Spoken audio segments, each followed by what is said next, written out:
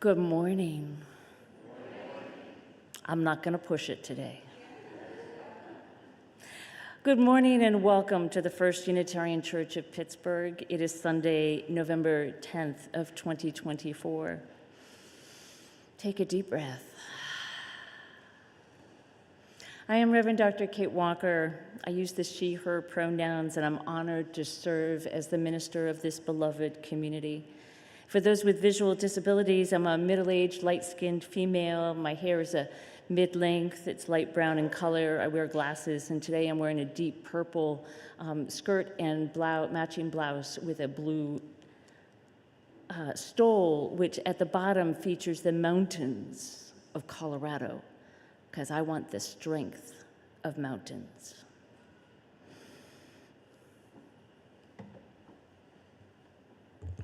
My name is Mac Perkins High. I use he and they pronouns, and I serve as the intern minister here. I'm wearing my hair in 2 long braids to either side. I am about 6 feet tall, maybe a little shorter, have pale skin, and am wearing a bright yellow stole. Whoever you are, whether you are new or old to this congregation, you are welcome here. Whoever you love, you are welcome here. Whatever questions you have about yourself or your community, you are welcome here.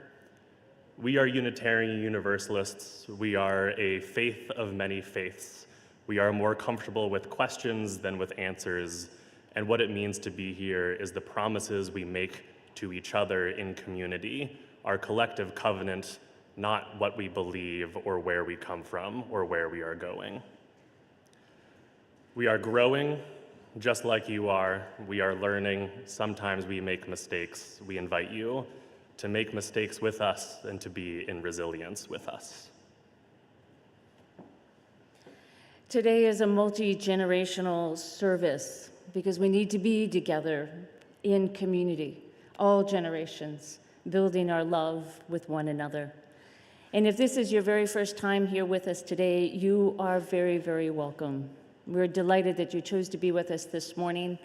We invite you to be in connection with us and reach out. We have a welcome desk in the garden lobby through those doors where you can provide contact information. And if you are on YouTube, we welcome you, especially for having gotten out of bed and gotten your cup of caffeine. Maybe you got dressed. We're delighted to have you whether now or in the future. Please check out our website, and you can sign up for our newsletter and send us an email and introduce yourself. As a community of the beloved, we have a lot going on with us in this community.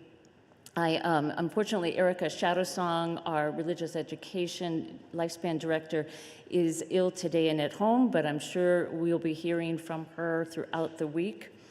And after service from 12 to 1, I will be meeting with young adults, anybody who identifies somewhere between the ages of 18 and 35. So grab some snacks from social hour following the service, which is downstairs. And we'll be meeting in the Harper Room, which is also downstairs in that corner, just on the lower level. I also want to share that next Sunday we have a couple things going on. In the worship service, I will be joined by an old friend of mine, Dr. Josh Searle White, who's a retired professor from Allegheny College, and we're going to be co-leading a service together about love and fear.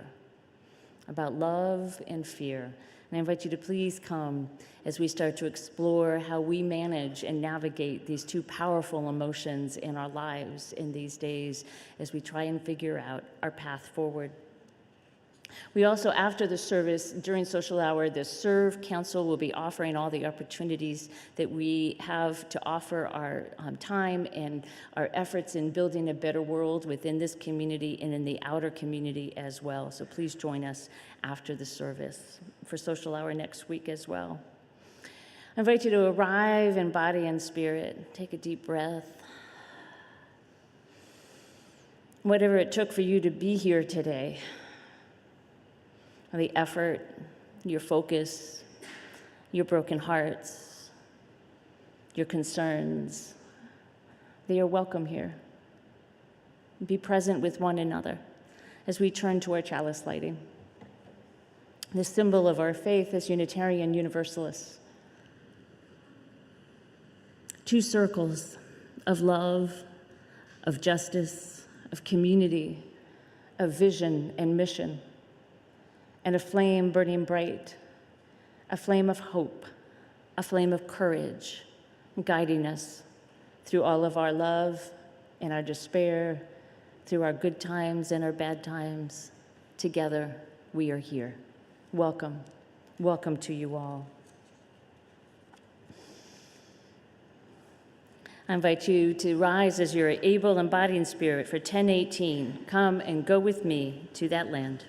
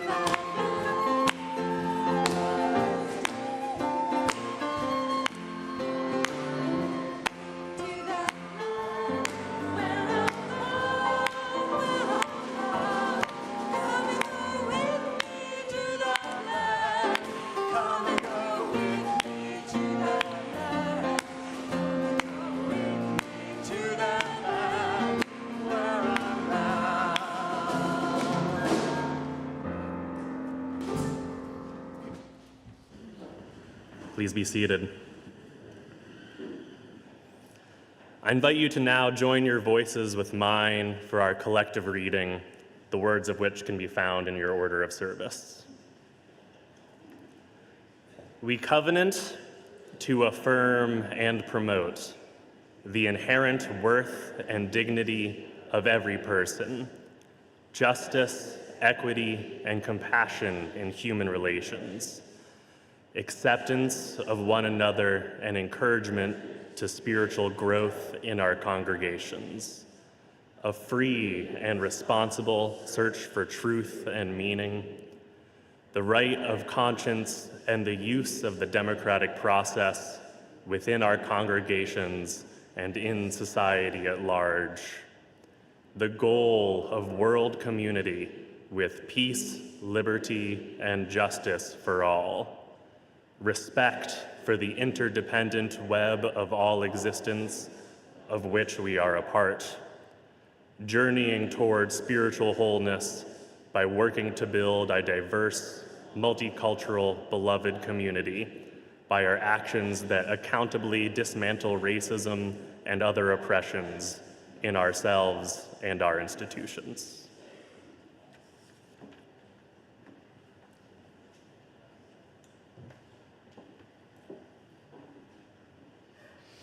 One of the reasons why I really like that opening song we just did, it's a wonderful Black spiritual that comes from the history of a part of our country that is profoundly painful and profoundly inspiring at the same time.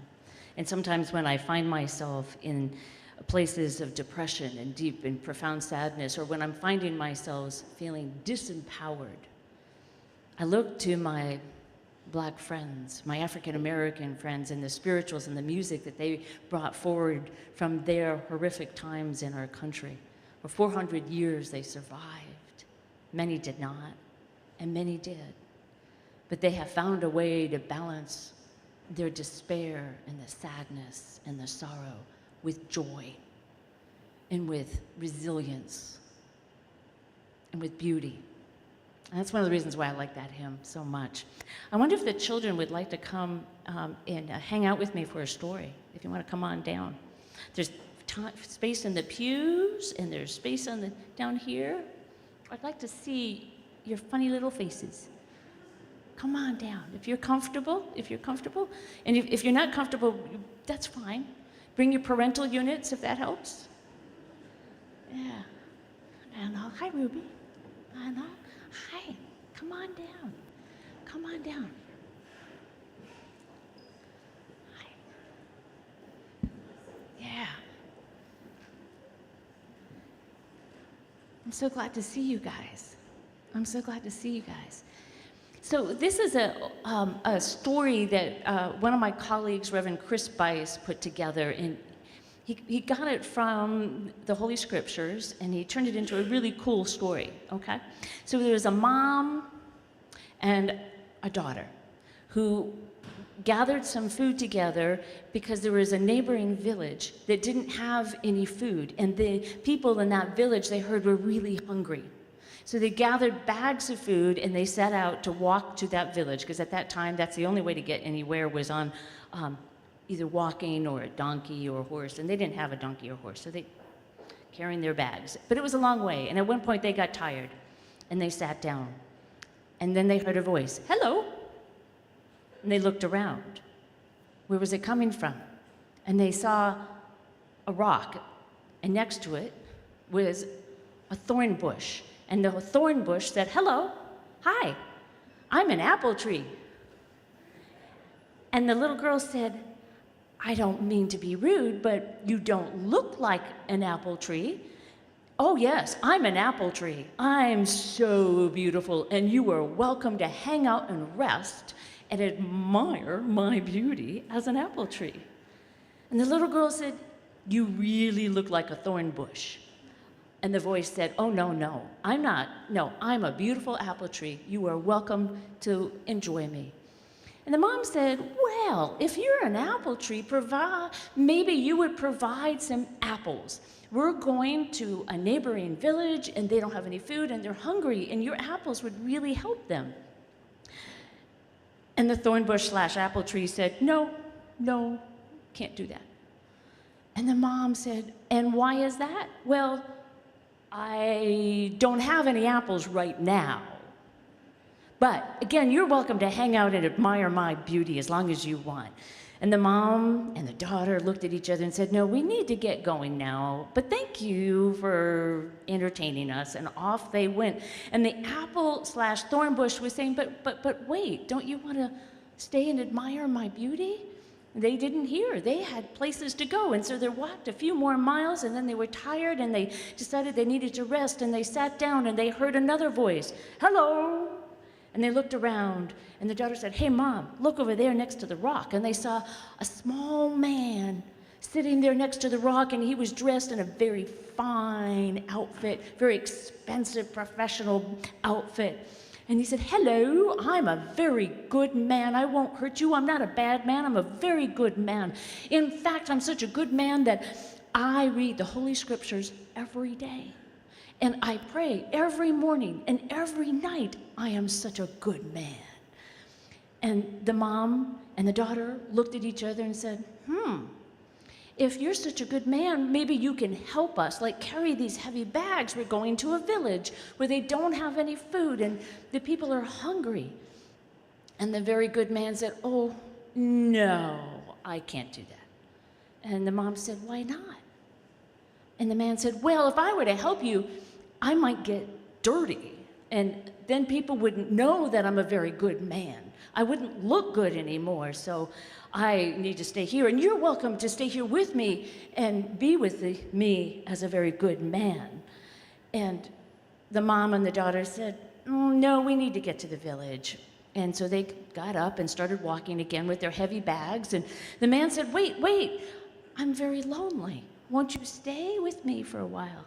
But they did not hear the man anymore, and they continued on their journey. And after a little bit of silence, the daughter said to the mom, "You know, this has been a kind of a strange day. We met a thorn bush that thinks it's an apple tree, and we met a man who said he was very good but would not help anybody." And the mom said, "Yeah, life can be that way sometimes. We can't always tell what is real and what is not real, what might be fake. You know, an apple tree that doesn't give apples might not be real, and a good man that doesn't help and give a helping hand and love might not be real. It is, after all, by our fruits that we are known." Yeah, it is by our fruits. So what do you think about that? It is by our actions rather than our words. That is something that has been part of Unitarian Universalists for a very long time. It is by our deeds that we are known, and that people know we're real and we're serious and we're courageous and hopeful people. Yeah? Okay, so are there any apple trees here? Any apple trees? I'll try again. Are there any apple trees here? Yes, excellent. Yes. Are there any really, really good people? I'll try again. What do you think? Are there any really, really good people? Excellent. All right, that's what I want to see. We're going to sing, but the children, we're invited to please stay and for our multi-generational service, but we like this song, so we're going to sing it anyway, okay? But please stay put. And go ahead and stay in the sanctuary, but please return to whatever family you brought with us.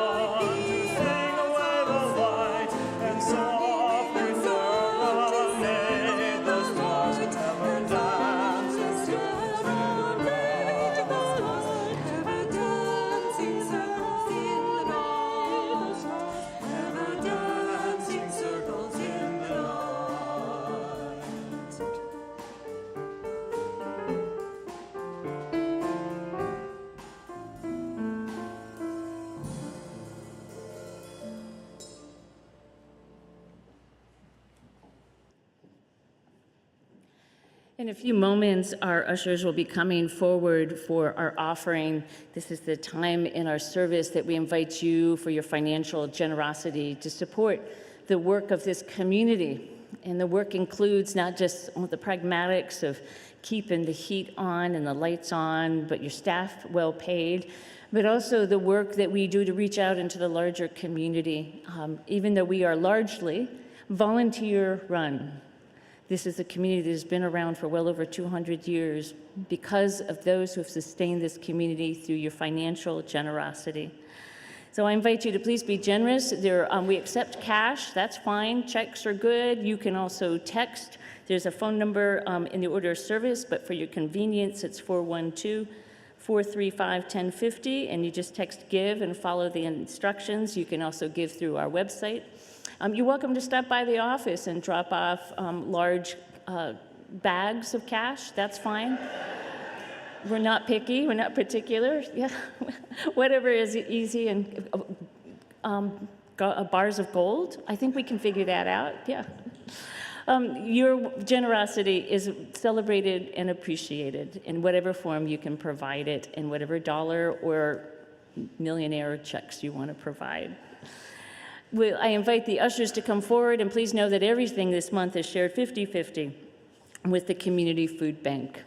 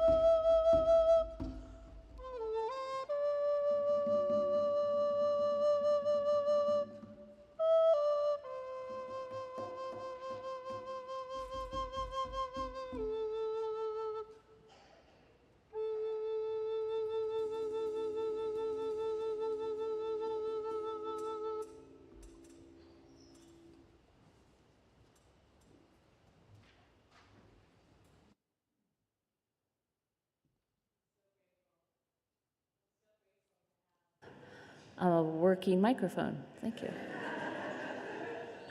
I am so grateful to have Ugo with us today. And, you know, one of the reasons we wanted Ugo with us today is because of the way rhythm helps us be in touch with our bodies and what we're feeling and what is going on. And it helps us stay attuned. It helps us re-regulate when we're feeling the chaos in our lives, in emotions and hearts. And Mary Dennison, thank you so very much. And our hymn leaders, thank you. And of course, my ever beloved friend, Ellen.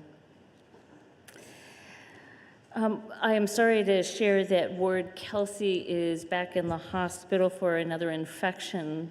Please send your prayers and your love for our beloved Ward Kelsey. I'm pretty sure he has frequent flyer miles. Yeah, and I suspect is watching this service right now. I also want to do some joys, of course. One of the joys is that Mac's family is with us today from New England, and we're very glad to welcome them. And it is also his father's 72nd birthday, so happy birthday. Yeah.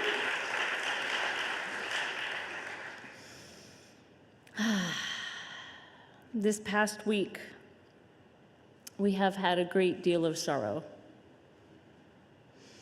We have been listening to each other, sometimes in silence, sometimes in anguish. This is what I have heard from you over the past few days. I have heard despair and depression. I have heard anger. I've heard fear, confusion, betrayal. Some of you have asked me, what's next? It's a fair question to ask of our leaders, as well of ourselves.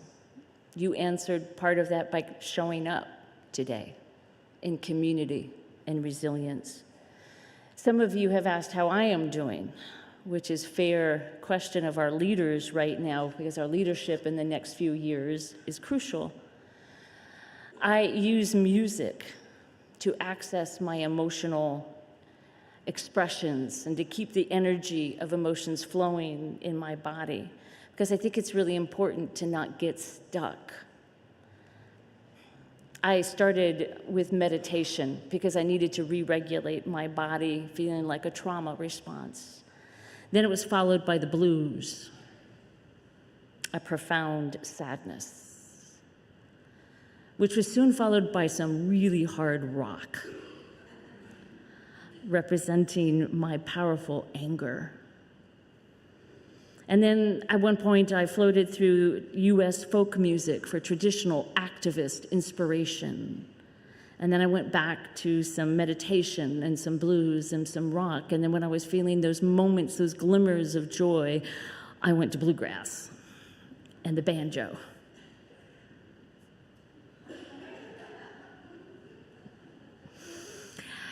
This is the cycle of our emotions, to keep the river flowing, and it's all healthy. And we may flutter through these emotions all at the same time, it feels like, in a flurry. Our bodies are certainly capable of that all at the same moment. My beloved, some of us need to limit our media contact right now, the news, the social media, particularly video, because it is so overstimulating for our brains. And there are moments when we just need to bring it down a little bit. So what is next beyond today and showing up in community? I invite us to honor our ancestors who worked hard to keep the flame of hope alive for us. And we are now charged with caring for our ancestors as we bring the future into its fullness for our children and our grandchildren and our children's children. We bring them close to us, and at the same time, we have to work hard for them in keeping that flame of hope and courage alive for them. We are a liberal religious community, built upon a foundation of inclusivity, built upon a foundation of ever expanding ourselves to be more inclusive. And we have a mission, my beloved. When I woke up on Wednesday morning and I heard the news of the outcome of the election, I knew very clearly that I had a mission and that we have a mission to fulfill. Our mission is to connect deeply in community, to inspire reverence and spiritual growth, to serve one another and the world, to learn together. It has not changed. It has grown more important. We connect deeply in community to strengthen our web of existence. We inspire reverence and spiritual growth to expand our joyful experiences and our capacity for love. Our capacity for love. We serve one another in the world to work for justice and the liberation of all, and we learn together to build a better future for all of humanity. So since Wednesday morning, despite all my emotions, I have been very clear and resolute. I am here to serve our mission. I invite you to join me. It is very clear that we are needed in this world. We need to use our power and our privilege to offer sanctuary for those who are most vulnerable and at risk. We need to be advocates and partners for all who are vulnerable to being oppressed in horrendous acts of violence, whether in word or deed. We are needed.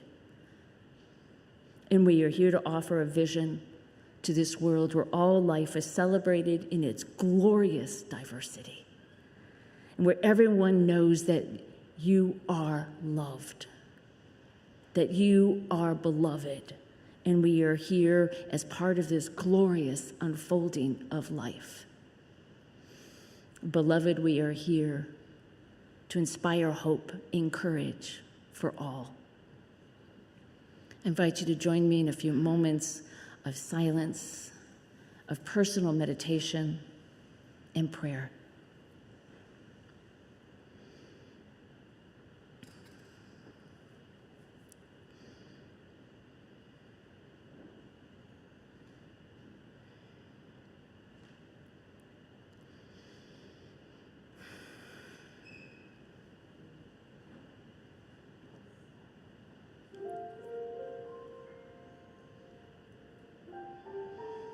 Spirit of love and life,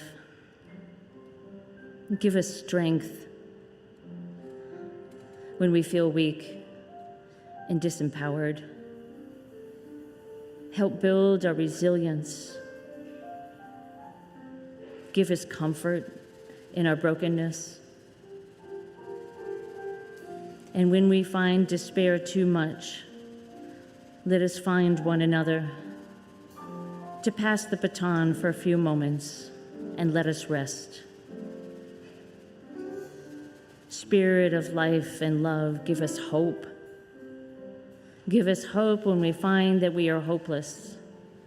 Remind us that we are not alone in this world.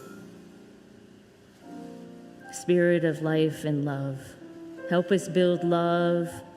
Help us build and rebuild trust between ourselves and this whole country. Deepen our compassion for one another. And most of all, perhaps, remind us of the vision for a future where generosity and sincere kindness guide our daily actions and our words. We offer this for all the people of Ukraine, for all the people in the Middle East who find war in too much and peace too elusive.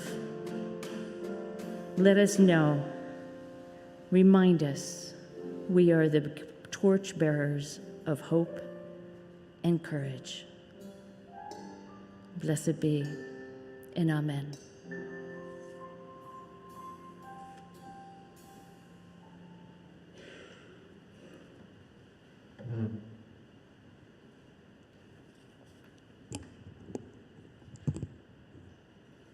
As Kate mentioned, one of the reasons that we're so happy to have Ugo with us today is his expertise in sharing and inviting people into rhythm. Making rhythm together is the oldest activity of humanity. It is what makes us who we are. It invites us into community. And it may be a little uncomfortable sometimes. I know this is a church that feels a lot and thinks a lot and might like to do that thinking and feeling on their own. But today we want to invite you into another kind of meditation, one where we make rhythm together. So what's going to happen is that Ellen and Ugo are going to make a canvas. They're going to play a song for you to improvise along to. And what this looks like for you is once you feel comfortable, or if you feel comfortable, maybe tap your feet. Maybe sway side to side. Maybe snap your fingers. Maybe hit your chest a little. But just feel the music, welcome it into your body, and let your body respond with the people around you. We also have some shakers and percussion instruments for anyone who might want them, whether they are young at heart, or just really love percussion. So before we get started, I invite people to come up and take some shakers.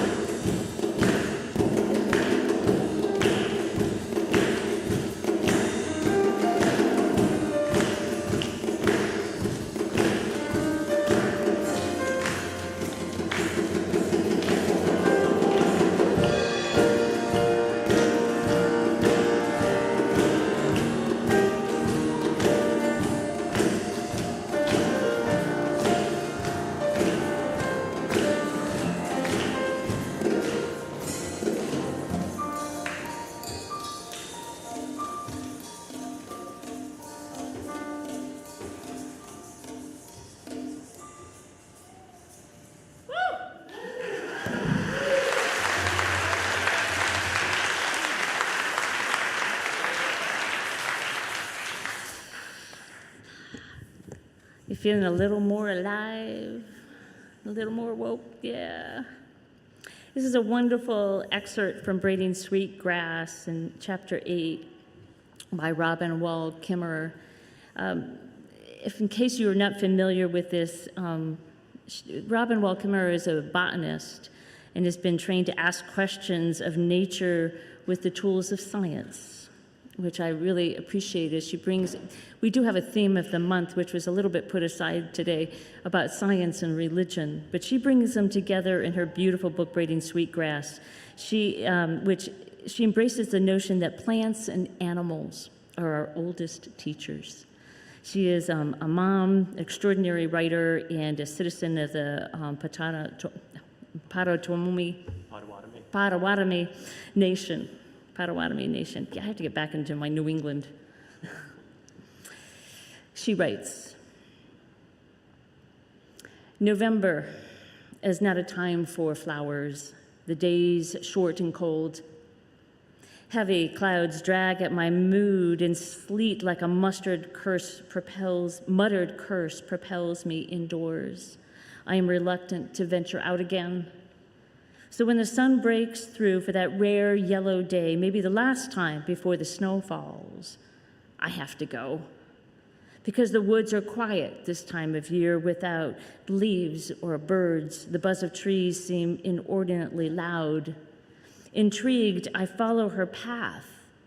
What could bring her out in November? She makes directly for the rare, bare branches, which, when I look more closely, are strewn with yellow flowers, witch hazel.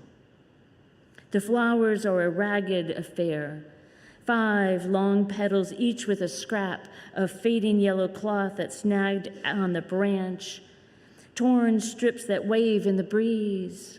But oh, are they welcome? A spot of color when months of gray lie ahead.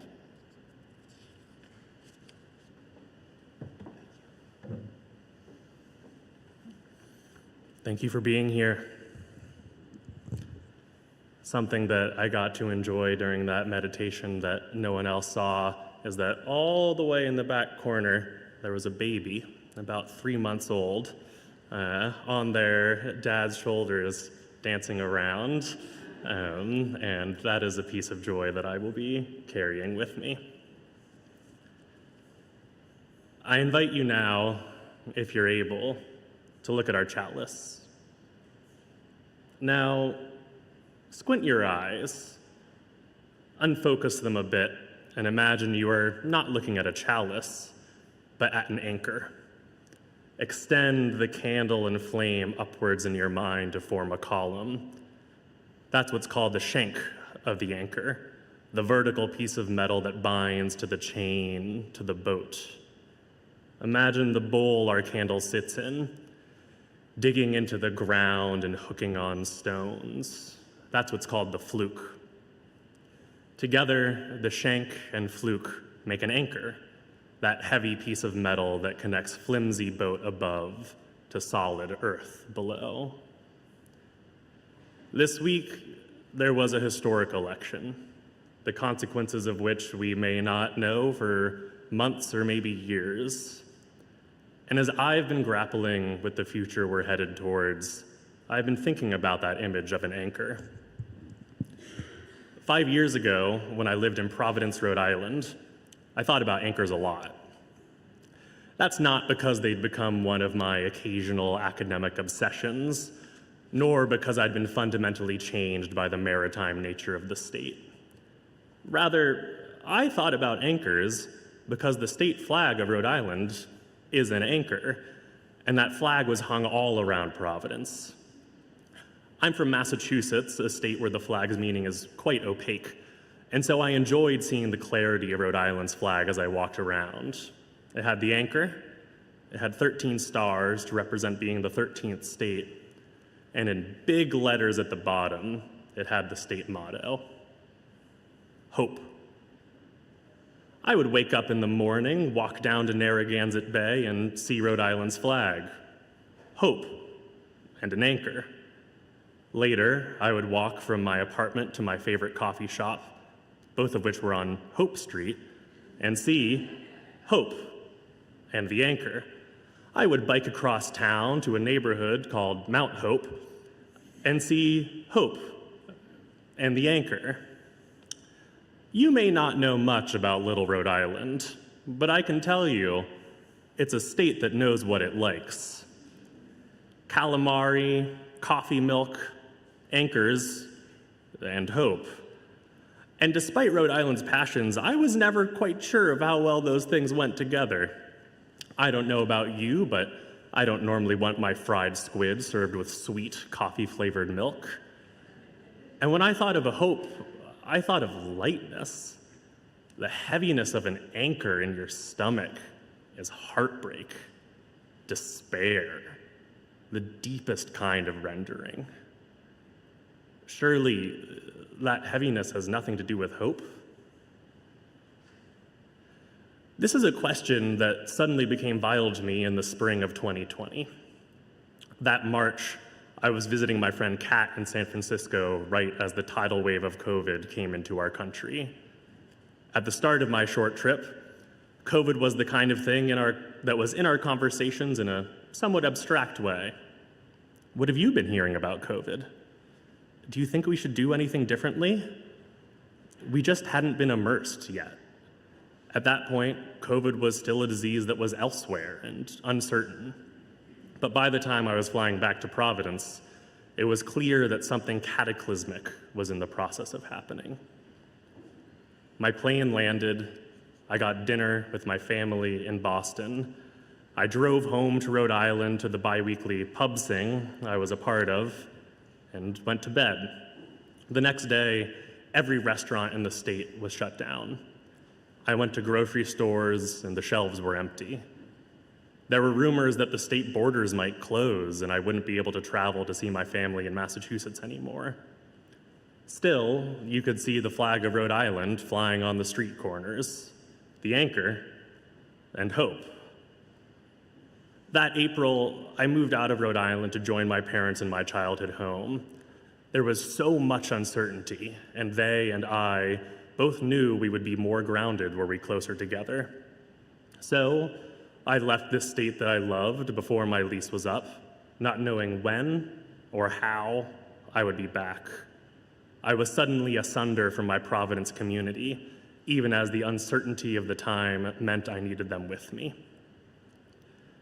When I lived in Providence, music was the heart of my community, bringing joy and scaffolding sacred space. Every other week, I would gather for a pub sing with others who found their community in song. We met at a local pizza restaurant, about 30 of us, all different ages. One person led the verses. Everyone else raucously joined in on the chorus, regardless of whether or not they had any knowledge of the song. We mostly sang songs from British Isles and maritime traditions, songs about ships and dangerous waves, about rum and beer, about laboring away with others. But we were happy to sing anything with a chorus, and some people had particular songs they would bring week after week. In the spring and summer of 2020, it was those songs that I would turn to, singing to myself as I walked around the streets and woods of my hometown. Armand's song to remind me of Armand. Alex's song to remind me of Alex. To sing together is to be in community together. Collective song has been shown to align our biologies, bring our hearts into the same rhythm. And even far from my friends and community, I found that singing could invoke them. I was by myself, and I was not by myself. When I sang my friends' songs, I sang myself into community. One of those songs, and really the most important song for me in that time, was called Witch Hazel. It was written by Tom Gala, an arborist and songwriter from Pennsylvania. It's about the shrub of the same name, whose tattered and raggedy flowers show up in the unexpected times. And for me, it was the song of my friend Kate Clifford, who would sing this song throughout the winter as cold and cloudy days wore us thin. And it was the song that I needed during COVID to keep me grounded and aloft. Aloft is often how I think of hope. It finds its form in the words of Emily Dickinson. Hope is the thing with feathers that perches in the soul. And there's truth to that. There is the hope that is light and buoyant. But there's also a hope that is heavy and solid. This is the hope that anchors us, keeps us firmly in one place even as we are being tossed by the seas and battered by the hurricane. This is the hope that I needed during COVID and that I found in singing the songs of my community. I feel heavy right now. I do not feel light or like flying. There is a weight in my stomach. I am afraid. I am angry. I am heartbroken. I imagine many of you may be feeling these ways too. In times like these, we don't get to do nothing. But it's not nothing to stay steady against the storm, to provide refuge as the world rages around us. Right now, we need our heaviness. We need our anchors, and we have them. Our community is our anchor. Our chalice is our anchor. Our songs are our anchor.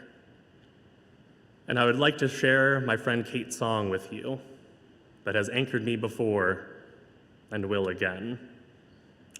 It's a pub song, so I'll sing the verses. I invite you to join in on the chorus whenever you feel you can.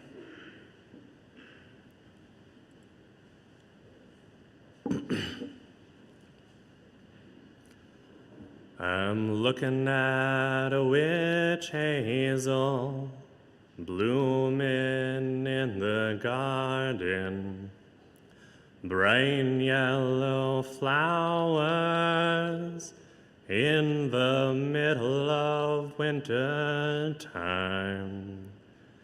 And I tell my heart be strong, like the witch hazel flower, and you will not be injured by this dark and troubled time. I take myself along to a place I know in winter. I look at that south sloping bank covered with ice, and I tell my heart it all will melt and run to the ocean, and you will not be injured by this dark and troubled time. I am looking at a witch hazel blooming in the garden, bright yellow flowers in the middle of winter time. And I tell my heart be strong, like the witch hazel flower, and you will not be injured by this dark and troubled time. We will be here when the cold wind blows. We'll be here through the winter. We'll be here when the biting frost chills you to the bone. We'll be here when it all thaws out and the sun shines out tomorrow. And you will not be injured by this dark and troubled time. I am looking at a witch hazel blooming in the garden, bright yellow flowers in the middle of winter time. And I tell my heart, be strong, like the witch hazel flower, and you will not be injured by this dark and troubled time. We must say goodbye to the ones we love. We must say goodbye to many. We must say goodbye in way too short a time. And I tell my heart, be strong, like the witch hazel flower, and you will not be injured by this dark and troubled time. I am looking at a witch hazel blooming in the garden. Bright yellow flowers in the middle of winter time. And I tell my heart, be strong, like the witch hazel flower, and you will not be injured by this dark and troubled time. No, we will not be injured by this dark and troubled time. Amen, and blessed be. I invite you to now join your voices with mine once more to extinguish our chalice flame. The words are found at the end of your order of service. We extinguish this flame, but not the light of truth, the warmth of community, or the fire of commitment. These we carry in our hearts until we are together again. As we go forth, may your hope be your anchor. May you find refuge for yourself in troubled times and provide refuge to those who need safety. And among it all, may you find bright yellow flowers in the winter, find joy in the dark times. Because we are together and in community, we can make it through. Our postlude is number 95 in your gray hymnal, There is More Love Somewhere. Please remain seated for our postlude. However, if you have a shaky egg, there's a bowl up in the front row. If you please bring on up your shaky egg after the postlude. Thanks. And we'll be singing all 4 verses, but in between verses 2 and 3, there will be a musical interlude, just to let you know.